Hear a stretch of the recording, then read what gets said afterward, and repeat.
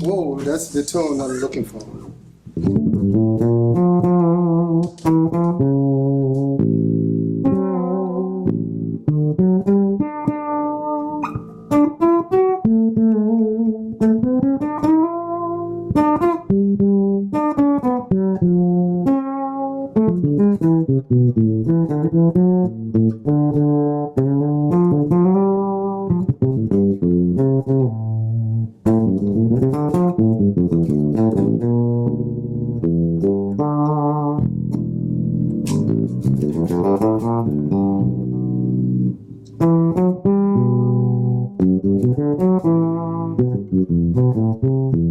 I mean, to get a fretless sing like that, it's some.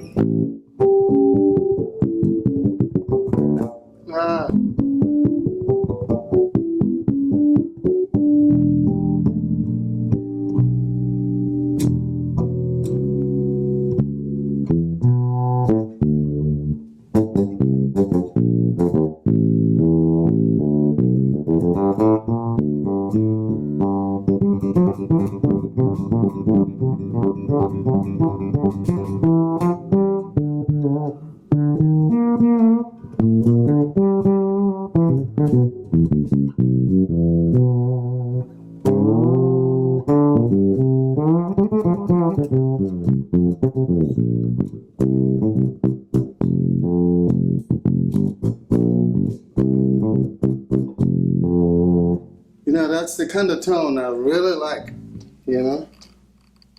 And I think that's with the back of the switch. So now tell me something about this switch. Sure. Is that the back pickup switch? Okay, so this switch, that pickup. Oh, that's the pickup, right? That's the pickup there. Yeah. Right now you've got it in, it's all that back pickup because you're all magnetic. Yeah. This makes piezo. Oh yeah, yeah. It's magnetic, and you've got your basically your treble is back off a bit. You know, so. I mean, that is my sound on the fretless. You know, like played in the bubble.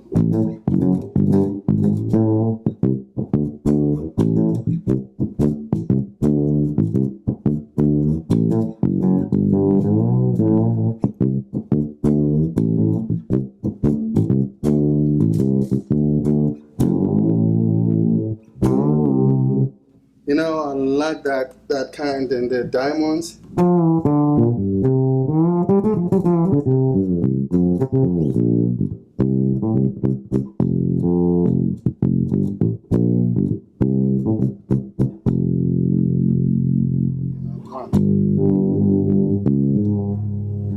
Well, you make it sound great, Bakithi. Oh, for sure.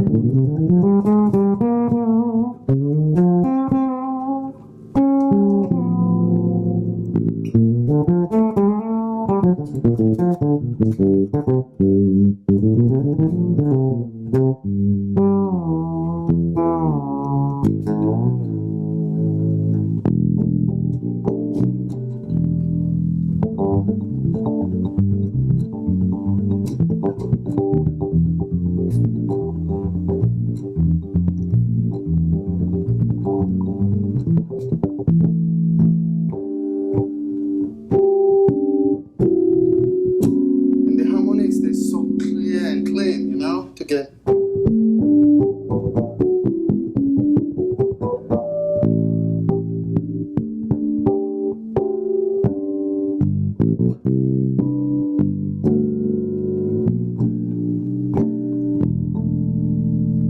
Wow.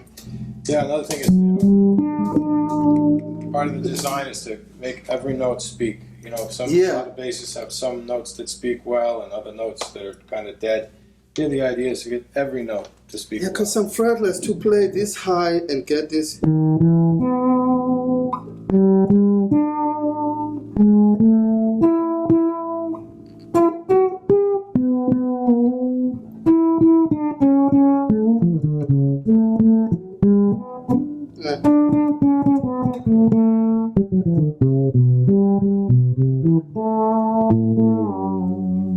I mean, you don't get that to other fretless.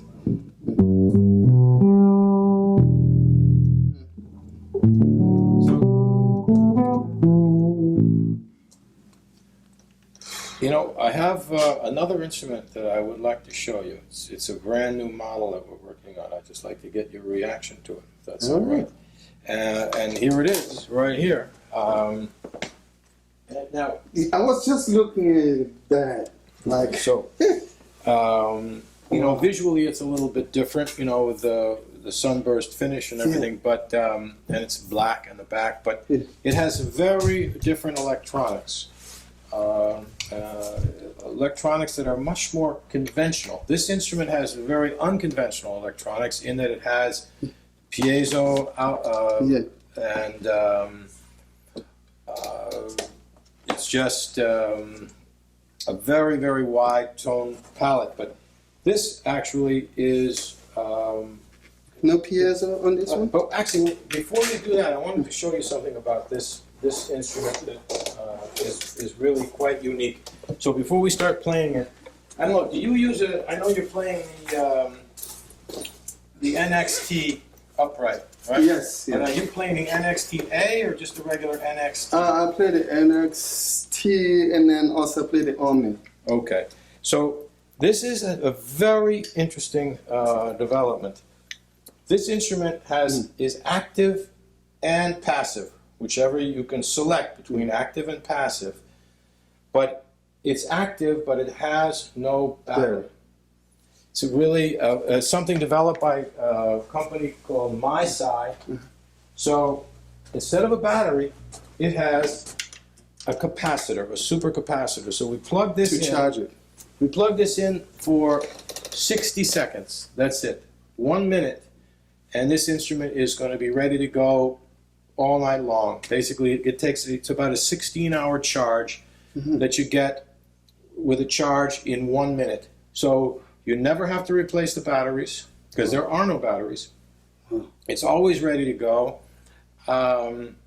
And it's always, you know, if you just give it that charge at the beginning, we're done now. It's been a minute, okay? So now you're ready to play the gig. So, and what's that for? That's to cover the hole that was there because this is a prototype. Okay, so essentially, it's just that, and the final version will not have that. Again, this is a very first prototype we've made of this type of instrument. So right now it's passive, and when you pull that out, it becomes active, and you can hear the difference. That's passive, and then keep playing, you know. That's active. But these controls are very much like a Fender jazz bass. 2 volume controls. Yeah, like I can tell from this tone.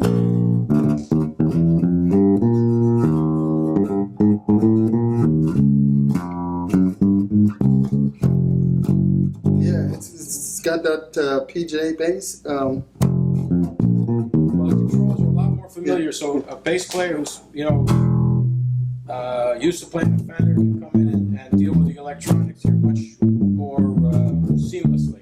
Wow. There's no piezo. Yeah.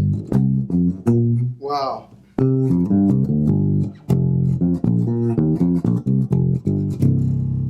Okay, so and then what is This is the front pickup.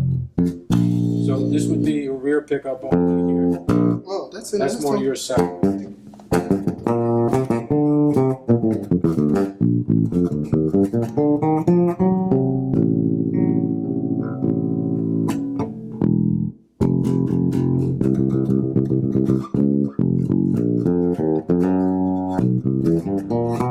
Yeah, this tone is good, like when I play the melody.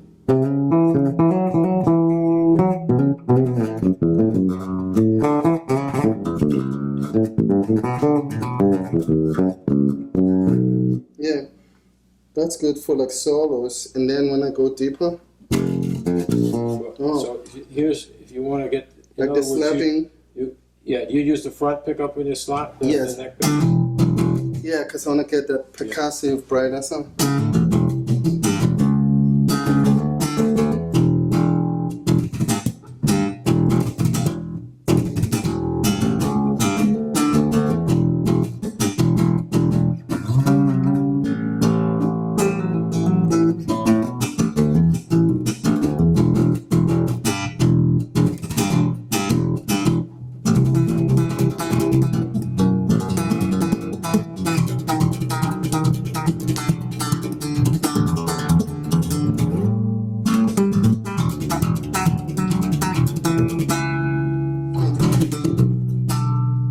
Nice.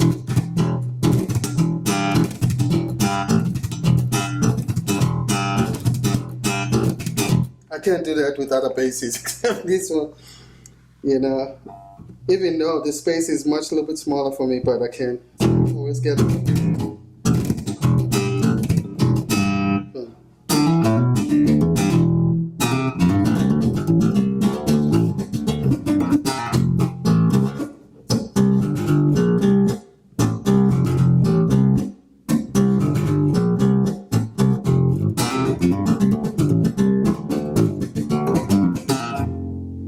Wow. So this is kind of between the CR series and the Wave series. It's a more mid-price model. And it's so simple. It's like really dry, not too fancy sound, but it's solid sound. You know.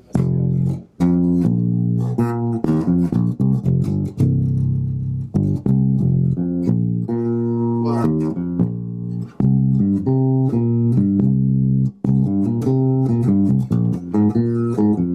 Wow.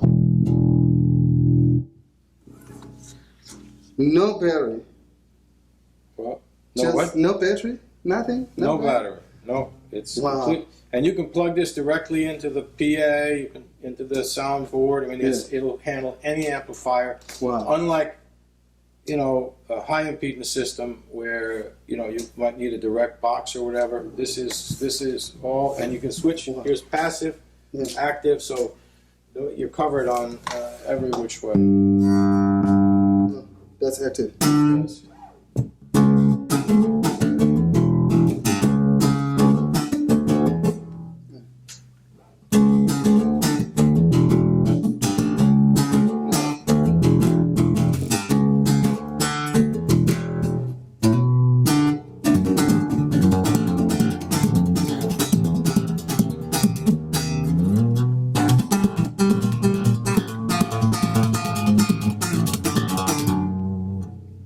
Not that I play that, but yeah, just for trying out.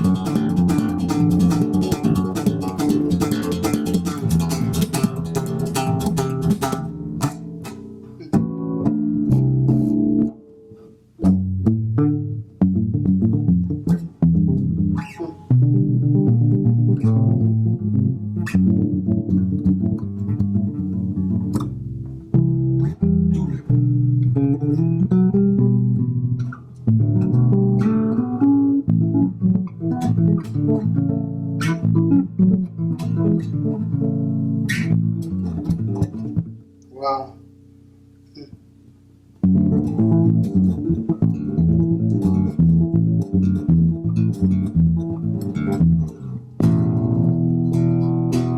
Wow.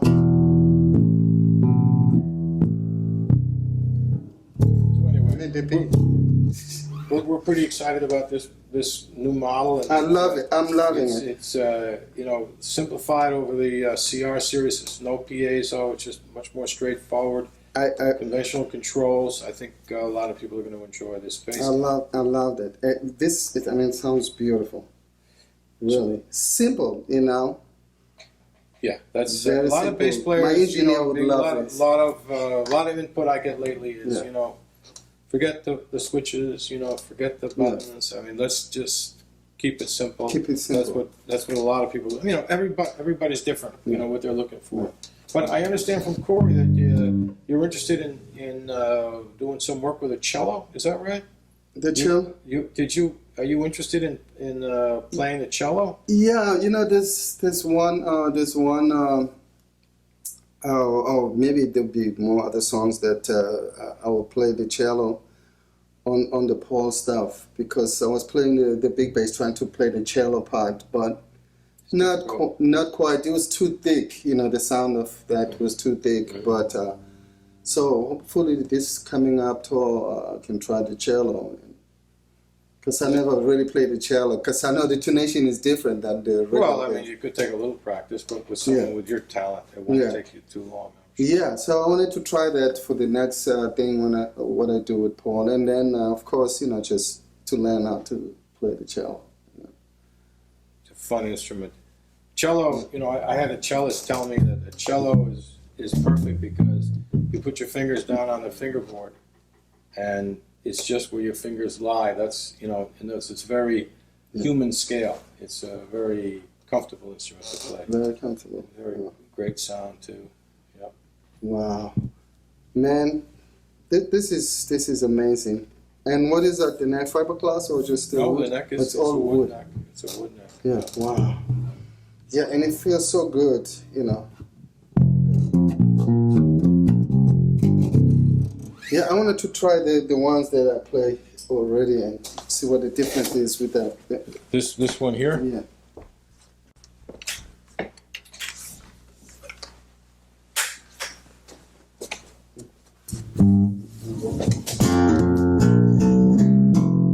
Oh, power already.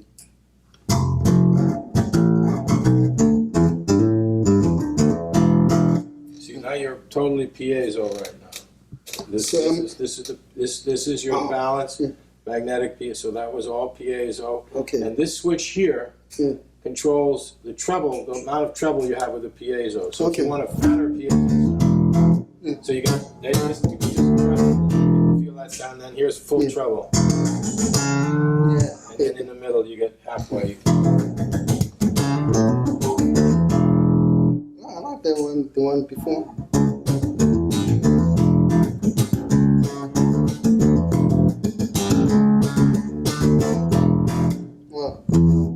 And then what about without the pin? Or like in... If you want to get rid of it, that's all magnetic now. And this is your switch, you know, that's the front pickups, both pickups, rear pickup. And then this one. That's treble and bass. Yeah.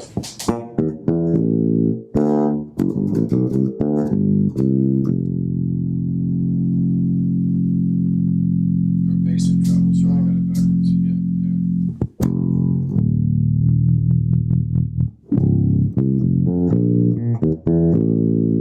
Yeah, this is really beautiful. I like the sound.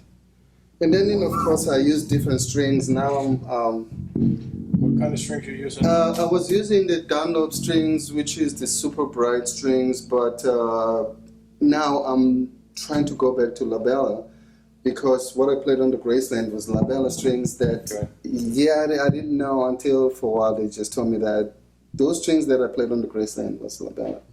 So now labella, they're making the U-bass, my ukulele bass strings. Yes, okay. Because it's been the rubber, but now they have the coated, so it can sound like, you know, like a regular strings, but they're not really like a regular.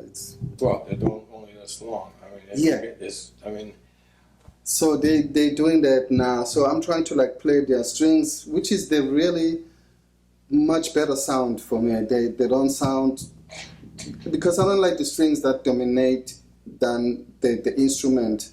I want to hear the instrument, and the strings can support what the instrument is giving. Right. It's like playing Phil Jones, because what we're hearing from this cabinet, it's exactly what the bass is giving. You know, it's not taking what the bass is giving. It too much. Yeah, because, you know, some amps you have to, like, you know, you hear more the cabinet than hearing the instrument. So that's what I like, the combination of this, because this is dry, it's organic. It just gives what the bass is giving. You know, it's no other thing. Definitely. So I'm like very, very impressed, and, you know, and just happy with this two product. You know, this is awesome. Well, So it's obviously a great honor for us that you're choosing to play. it's a great honor for me to play instrument that's made with care, and thank you for educating me. And so now, I mean, I know now once I play the instrument, I'm gonna have a different respect, you know, because then I've learned a lot about what you put together here. The thing, you know, with this instrument, you know, the tone obviously is you know, the most important thing, but a lot of effort is going in to make it comfortable to play. Yeah. Again, dealing with the neck dive, you know, getting the instrument to balance properly. You know, as far as, you know, my way of looking at it, It's pretty balanced. This is an important part of the role of a musical instrument maker, is to make an instrument that is trouble-free, you know, which doesn't give you a shoulder pains, and which frees up the musician to be creative without having to be constrained by external factors, so you can just make the music freely. You know, and that's part of the whole kind of philosophy of this electronic system, which again has a really broad palette, because when you combine the piezo, I mean, this pickup, you know, people look at this instrument, they say, well, it's got a couple of pickups, but no, it's got 3 pickups, 2 magnetics and a piezo. The piezo is a completely different sound, much wider frequency response, and, you know, with a typical bass amp, it's not so easy to hear how much more bass piezo has, because the amps, they go down to, you know, 80, 60 cycles, and then they drop out. But if you have an amp that really faithfully follows the signal coming in, you realize what a tremendous amount of low frequency response you get from the piezo. So again, my idea is not to make an instrument for a musician or a particular kind of music, but to make an instrument that is versatile, that the musician can learn to dial up the sound for different kinds of music that they want to make, or to customize that sound for the kind of music they make regularly. But you know, the downside of that is that there is a process of learning that a musician has to go through to understand the controls and learn how to get the instrument to do what they want it to do. And this instrument can sound a lot like a traditional bass sound, or it can sound like a completely different animal. But you have to just know a learn little how bit to about do the controls and how to do it. So there's kind of a challenge in it. And again, that's why, you know, that's the instrument we were looking at just before, the NXT radius, doesn't have such a broad palette. It has more the conventional sounds that musicians, bass players are used to. So, you know, we're going to be able to cover both those needs by. That's the one. Yep, that's the one we were just playing. I like that. I like that very much, because it's flat. It gives you exactly what the bass you want to hear. And, you know, if you want to add some other things, you know, you can still do that, but it's very simple and very direct. Well, that's the idea. And, you know, everybody's got something different that they are looking for. So we're trying to take, again, the comfort package. That's the starting point here. So you've got an instrument that balances properly. I know that, you know, I tremendous respect for Leo Fender, and obviously Fender instruments are, you know, the original starting point for the bass guitar, but they're neck heavy, and musicians learn to deal with that. But I wanted to make an instrument that was going to be more comfortable to play, really balanced, and so combining that with all the different tones. It's very balanced, man. Even the back, you know, that the way that it sits so comfortable that you can play all night without any problem. Well, that's the Especially a idea. guy like me who like eating, so that my belly doesn't take too much of what the bass, Well, you're looking pretty good. But Ned, I tell you, I'm just so honored to be part of Well, this it's family. so great that you took the time to come up and visit us here in Maine, in Noblesboro, Maine. Which is Thank you. absolutely You middle of nowhere. we've been talking, Corey and I, that you always say, man, you got to come up and see us, because of my traveling and all of that. But I said, you know what, I will make time. Hopefully before this year is over, and now I'm here. Well, And I wanted to do this, and it's very important because I want to stay with this company, and I just right now I just found what I like, and this is it. This is it. This is it. This is the bass that I'm playing, and then hopefully I can introduce this to another generation. I just let other bass players know that there's some serious instrument there. More than one way to skin a cat, right? That's the Exactly. idea. And so this is an alternate instrument that definitely provides a tone and comfort and so on that's unique and that a lot of players are enjoying. And it's so just easy, wonderful. like you go to the studio, the engineer says to me, I don't have to do anything on the bass. It's got the sound that I need, and I said, thank you, because I don't want to struggle like trying to figure out everything. But now with this, it's got everything that I need. And I can't wait to play that new one because it's got something special, much different than this bass. Sure. The voice is different.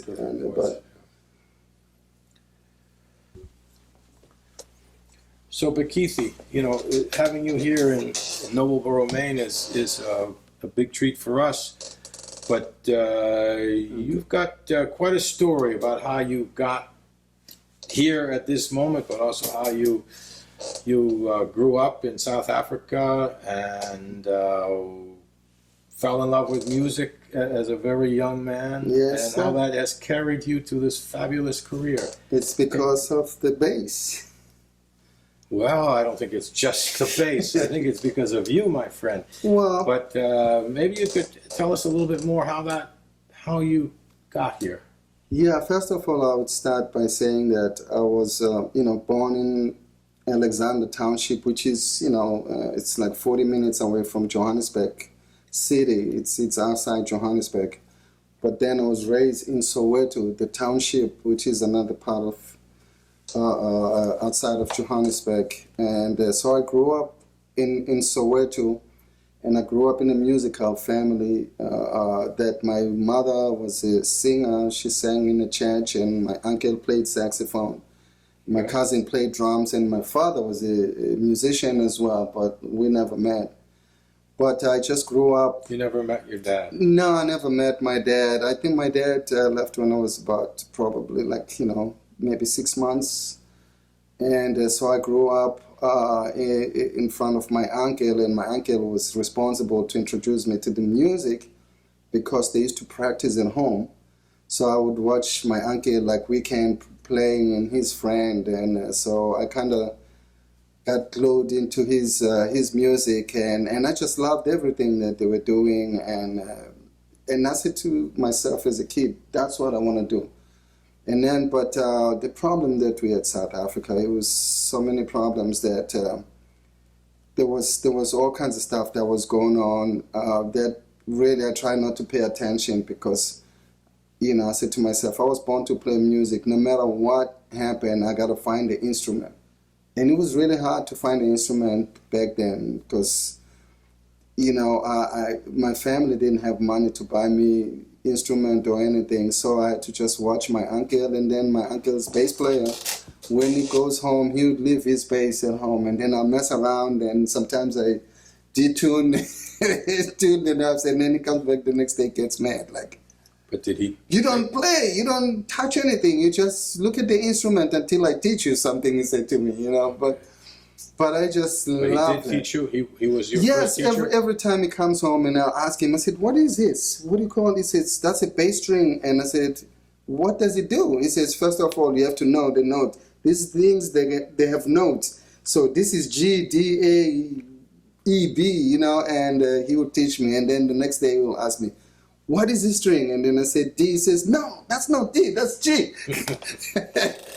and then he just kept teaching me, and so I got used to it. And then also the bass was like, whoa, man, this instrument is just unbelievable, the sound. I just liked the power because it just felt like earth. It was like, I mean, like you played like a low note and I go crazy. You know, it's even though I'm not a player, you know, the bass, the power of the bass always had an impact on me. So that's where I started out with basses. I made a lot of different instruments, but there is something in the power of a bass. It was something really that dragged me, and then the fact that, you know, of course I was born to do this, and after a while my uncle's bass player couldn't play because sometimes he had too much drinking, and so he can't get up. And my uncle says to me, "Did you learn something?" And I said, "Yes, I know the songs. I can go and play." So you play with your family? Yes, right. Yes. My uncle had a big band, like, you know, 6 horns and drums and guitars and everything. And then, so I go play with my uncle, and he plays like 12-bar blues, something that.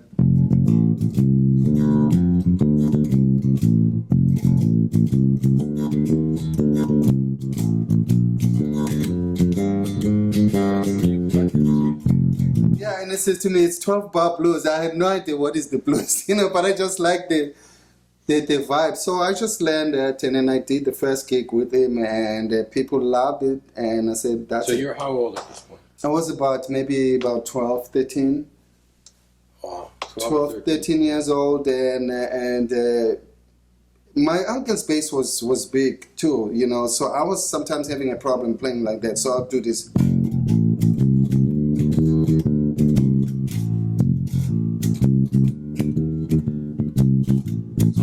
Really self-taught for the most part. Your uncle didn't do that much for you, I don't think, really. Yeah, my thing was about listening, you know, and then spend time with him as much as I can, because he was always gigging like weekends. So I go with him, and I said, "Do you want to go with me?" You know, carrying my saxophone, and you know, because too he also used to drink a lot, so I have to watch his everything, you know, and make sure that he goes home safe and make sure that all the instruments come back. Yeah, because with the drinking, you know, he might lose his saxophone or something.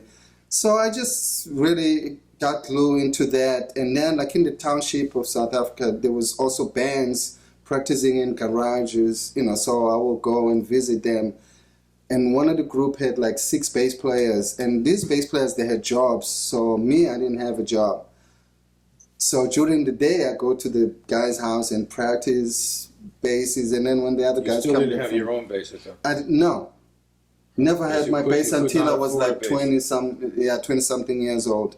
From 13, 14, 15, 16, 17, I'm playing, you know, different basses, and some of them actually is like this high, you know. So when I play, it's really hard. That's why now today I have a good tone because of that. I used to play the bass with them. So you learn how to play really basses that were not good. Yeah. So when you get a good one. Yeah, when I get a good one, I get confused, because then I'm like, oh man, this is not right, you know, because I'm so used to why is it so easy to play, right? Yeah. There's something wrong here. Yeah, so I started with those bass, played, you know, Gibson, Fender, you know, all this Music Man and all kinds of basses, until my mother bought me a fretless, because I needed my bass that I can practice at home. Finally, she took her last money, the rent money. So she supported you? Yes. Yeah, my mother, yes. But she did that now after I came back, because I ran away from home. I went to Zululand because I really wanted to play with, you know, with the bands. So I jumped in the bandwagon, and we ended up in Zululand. We got stuck for like, you know, 16 months. 16 months? 16 months. I couldn't ride. You're how old at this point? No, I was about 16, 17. And we got stuck in Zululand, and I couldn't write, and there was no telephone back then. And my family, they thought I was gone. They said, no, we'll never see him. He's dead, because, you know, I mean, 2 months you're not home. Yeah, they believe that you're gone. Plus, it's very rough down there, right? I mean, it was very rough. Yes. It was very rough. And then the fact that we were in Zululand, and then the first day we arrived in Zululand after driving for about 8-9 hours, and the car broke. So now we don't know anybody in Zululand, and now we got to find the mechanic, and then it's an easy thing for the mechanic locally because somebody can say, yes, I'll fix your car, to take a part from this car to put it to another car that is fixing. So we end up getting stranded. It was really bad, and then the band got stressed. Everybody started fighting, and we're starving. There's no food. There's no gigs. It was very stressful. How many band members were there? It was about 6 or 7. 6 or 7, yeah. And you were the youngest? I was the youngest, and then these guys, and then they started to go to the township, the local, and meet some girls, and then one guy says, that's it, I'm moving, and I'm going to stay with this lady. And, so everybody just moved to like different, yeah, because, they have to eat, so they got to meet people, and it got really bad. And for me, it was really hard because I had to eat like oranges and then sugar cane and bread. And man, whew, it was. You were on the edge. I mean, yeah. I mean, not eating wild food, just eating oranges every day, and clementine. Sure. I mean, like my stomach would be like turning at night, yes. And the instruments, the bass strings, they broken. So I had to patch the strings so I can practice, and then sometimes I forget and I do this and the strings would cut. Yeah. The bass that I played, it had blood, neck. Like the neck, there was a lot of blood there. And then also the drum skin, once they break, that's it. There's no music store to get the drum skins or sticks. So you just go to the branches and get branches, play the drums with that, and then goat skin and make a bass drum in order to get a gig. It just got really bad for 16 months. 16 months. Now, 16 months. You didn't have any opportunity to get home, or you were still sticking it out on your own will? I mean, was it because you No, there was no opportunity to come home. To go home. Maybe once in a while, like after 3 weeks, you see the car that says Johannesburg. And I said, man, this car came from my hometown. Maybe if I ask him, to get a ride. But at the same time, too, I was young and scared. Like, the guy might take a different turn and kill me or something, There's that. But were you also still... The music was obviously extremely important to you. So maybe you still had hope that something good could happen from this? Yes. But my thing was to meet the locals. People played the traditional instrument, the little accordion. It's like a concertina, the round one, and they'd be singing all the township songs. And then I hang out with them. They feed me, they give me the African beer, and then I drink and get drunk and then go back to the house. But I just spent time with the local people, and then I became very important to the local people to talk to them and ask them to teach me music. And I play bass a little bit, but I don't have the bass, so the bass is broken. But these people take care of me until one day I said, that's it, that's enough.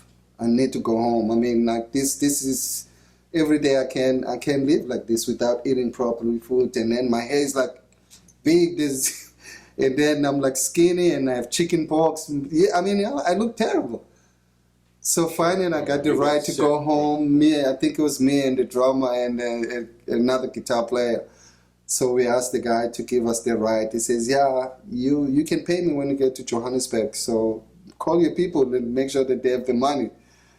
So he took us home, and man, when I got home, the first thing I just got out of the van and I ran home. I said, that's it. He's not getting paid from me because I don't have money, and my family don't have money. So when I got home, my mother didn't recognize me. She said, no, you're not my son. And I mean, really? I look so bad. And my mother, she says, no, you're not my son. My son is dead. And then, but some of the family members, they said, no, that's him. He just looked bad because he's been gone for so long. And I mean, my clothes ripped, and I just looked terrible, really, really, really bad. And when I got home, finally my mother, she said, that's it, you're done with music. Done with music. down with music, and I said I'm gonna listen for a minute, but I don't think so because I've spent so much time in Zululand. I think I gotta keep going with this. And you know what? Also, that helped me too because I was born in the city in Johannesburg, but to go to Zululand and go to a place where people they just grow their own food and they're living just a simple life and they're playing the music and sugar cane and all kinds of stuff. And I learned, I said, wow, this is important. And funny thing about my trip to Zululand, I had a dream one morning, one night. So I dreamed about this bass player playing the bass like this, with the hands, because I was playing like that, I was playing with my thumb or sometimes use the pick. Mm-hmm. So one night I dreamed this bass player, no head, but I just see the hands, he was playing like this. And then I woke up the next day, I'm doing that. So you dreamed. And then everything became so easy. Like playing like that. And I said, well, I can play fast, now. Even the bass, the action was hard. It came to you in a dream. It came to you in a dream. Came in a dream. And then, but what I realized now, after meeting my sister, I just met my sister about 4 years ago. She's older than me. She was born before me. And then my father took my sister to the town where I was stranded. And I had no idea that my sister was there. And I had no idea that was my father's hometown. But I just went there with the band and then we got stranded. And then, now I get this dream. So, and then I tell my sister about this dream, and my sister said, that was your father. Because your father was a musician, and your father, he lived where you were stranded. But because of not having telephones or internet. You didn't know. So I didn't know. I didn't know. But man, that dream just changed my life. Then I came back home, maybe spent maybe 6 months, just keeping things calm down because they want me to get a job. But after a while, and then I jump on another bus to Zimbabwe. Really? Zimbabwe, in 1982, I go to Zimbabwe. You were very adventuresome as a young man. Yeah, I had to do risks. Yes. I mean, I took a lot of risks and chances. Now I go to Zimbabwe, they speak a different languages. Mm-hmm. But because of music, and I said, I don't care what happens, as long as when I get to Zimbabwe, we'll see what happens. So I got to Zimbabwe, same thing. The band got really stranded. We got kicked out the first gig that we were to play in Zimbabwe because one of the singers danced with the owner's wife at the club. Oops. The club that we were hired. So he's like dancing, the singer is singing the song Earth, Wind and Fire songs. The owner, the husband was not there, the owner. As soon as he came, he saw the guy dancing with his wife. He pulled the plug. And he said, get out before I shoot everybody or call the police. That's how we lost the gig. And that was the time before Zimbabwe. So the staff from the club, they said, no, you don't go back to Johannesburg. You keep going to Zimbabwe. Everything is 24 hours. There's nightclubs and everything. Then we jump on the van. We went there for another 8 hours. And man, when we got to Zimbabwe, it was like coming to America. Everything 24 hours, and just amazing music all over the place. Some of the guys, they took their passport, they're like, nah, I'm not going back to South Africa. They read their passport, they stay there. And I said, wow, this is going to be interesting. Now. So that must have been, a great opportunity for you to learn more about music and performing and so on. When we got to Zimbabwe, because they play traditional music, but for us, we went to Zimbabwe playing like George Benson, or Prison and, Earth, Wind and Fire, just American music.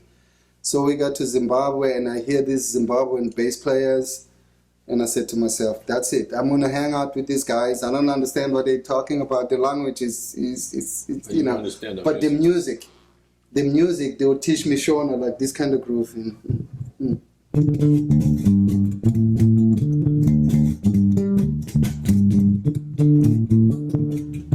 That kind of groove, and then I would learn that and spend time with them and then play with them sometimes. And those guys, they helped me until maybe 8 months later I was discovered by another producer who also was involved in the Graceland, said to me, listen, I'm going to put you on the plane. I want you to come back to Johannesburg. I want to record with you. I have so many sessions I want you to play. And it just took me away from Zimbabwe. So that was your big break right there. Yes, when I come home and I record with him a bunch of sessions, and he just took care of me. And he introduced you to Paul Simon. No, that's before Paul. So that was 1982. So then I'm home now working for this guy, you know, doing a lot of session, and then I'm traveling with some of his artist group. And they're taking decent care of you at that point. I mean, you're past this. I mean, you're recording. You're getting now I'm getting paid for it. yeah. Which is not much money, you know. Like for LP, 12 songs is like $5, you know. The LP, but $5 was a lot of money in South Africa back then, you know. Okay. So I take that, and then I go on tour with these people, perform, you know, around until 1985. So now my mother, she's getting sick, so things are not doing good now. So things started to slow down. Now there's no session work. Oh, really? So then I find a job to work as a mechanic, to make sure that, you know, my mom, she gets medicine and, you know, gets help that she needs. Well, that was tough, huh? It was very hard. It was hard. And then, you know, like I'm losing my family. My uncle is getting sick, and people are passing, you know, and so I'm now terrified. You know, and at that time, South Africa was really difficult now, that you can get arrested and never come back home. You know, you don't know what happened to people, or they send the people to different places. So then I'm working as a mechanic, and then after a while, this boss gets a call to say, Paul Simon is looking for you. Paul Simon is in town. And I'm like, who's Paul Simon? Because I don't know about Paul Simon. I grew up in the township. Who's Paul Simon? Yeah. Right. And the guy is singing the song. You know this song, that song, this song. I said, no. Me and Julio, no, you know. And then the mother and child reunion, this guy started to sing, because he's trying to sing all the songs so that maybe one song I might say, yes, I know this song, and mother and child. And he says, that guy, Paul Simon, that's the guy. You did know that song? Yes, because I thought it was a Jamaican Paul. I thought he was from Jamaica. Oh, I see. You know, right. Paul Simon singing the, you know. Sure. And so they, then I go to the studio and I meet Paul, and there was a bunch of people in the studio, and Paul says, yeah, man, I love your playing. You know, somebody sent me the tape of the song that you played on, and I'm like, you know, I want to work with you. Man, he just changed my life, and I just could not believe. And my boss gives me the money, says, take the bus, don't take the train. Take the bus, go to see Paul, and I'll see you the next day. Then I called him the next day. I said, sir, thank you for everything. I think this is it, man, you know. That's it. I'm down. This is my life now. I'm going to be playing the bass for the rest of my life. And this guy's like, I can't believe you're not coming back. And I said, no, I'm going to America, because already Paul told me that we're going to come to the U.S. and do some tracks. And then I knew that this is it. And Paul bought me a Fender bass because I had a fretless. He's like, yeah, I need another bass with the lines. so your sound is different. And he got me that, and it just changed my life. And of course, now about 6 months later, after working with Paul, and then I hear the track on the radio, call me out, and I said to myself, that's it. My life has changed. And I took chances. Such a fantastic report. And I really didn't care about money, how much money I was supposed to get on it. I just needed a break to go, and especially to come to America, because as a kid listening to American music, I said I wanna go there. I want to go there. I want to go there. Well, you not only came here, you advanced the art enormously. I mean, you really made such a contribution, Bakithi. I know you know that, but that's such an accomplishment. But it was the teamwork and the trust, because working for Paul, he trusted me. And when he trusted me, he gave me a boost to say, you can do this, because he trusted me. And I was, I was ready to learn. And then, of course, having a great engineer with a great ear, everything I played, he just made it like, this is it. I mean, he helped me a lot. Well, I mean, you started out, you were playing instruments where you had the strings, put together, and you bloody your hands playing. So all of a sudden, you got yourself a nice Fender bass and a great recording studio, talented people supporting you, and then so all that adversity that you had gone through in younger years, I think that made you stronger, right? Made you more able to appreciate the opportunity you had and to make the most of it. Yeah. And you sure did. Well, the thing too, it's about wanting something and not have a fear. One thing I don't have a fear. Even getting on the plane, I was like, you know what? This is scary, but I'm gonna take chances. I don't speak very well English, but I'm gonna go to America. I'm sure they're gonna understand. I don't have to say anything. I just play. But and Paul just gave me an opportunity to say, look, you deserve a break. You deserve the world to hear you, and he did that. He took me all over the world, and I played for thousands of people, thousands of people. I mean, the countries, the world, the places we've been, it's just unbelievable. And I'm still playing for this man, and 31 years later, And I don't know Paul or what, what he's like as an individual, but he chose you. I'm sure he took some pleasure in helping you, but he chose you because he saw in you something very special that he wanted.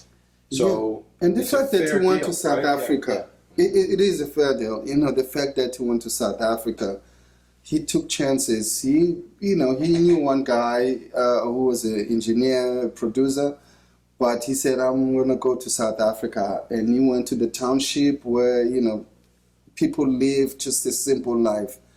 Paul was there. So, he knows me. He's almost like my father, because he knew, he's like, this talent deserves a break. So you were 20 years old at that point? Yeah. And he was 40 years old, something like that? No, when I met Paul, he was about 20, I was 25 now. Because I played on the Graceland 1985, which was about 25. Paul was 45. Right. So, yeah. So, and then since then, I remember when he said, we're going to have to go and finish up the tracks in the States.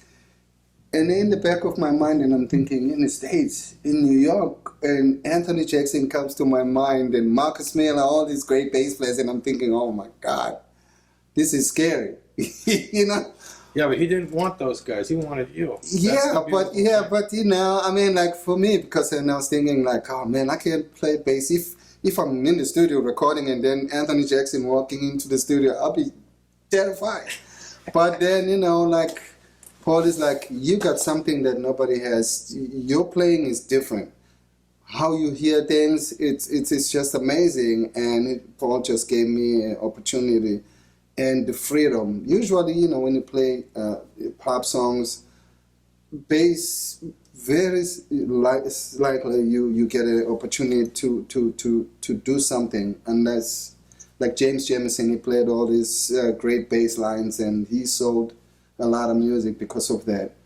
But Paul just gave me an opportunity. It was like, look, your bass playing is amazing. I can't change this. So 31 years, but now from what you told me earlier, Paul is going to be cutting back on his touring and so on. And so what is your, where do you go from here, in terms of your music and your career? I'm sure you. Well, there's many ways to, I have my own music that I want to put it out there. And I want to also work with the young generation, young bass players.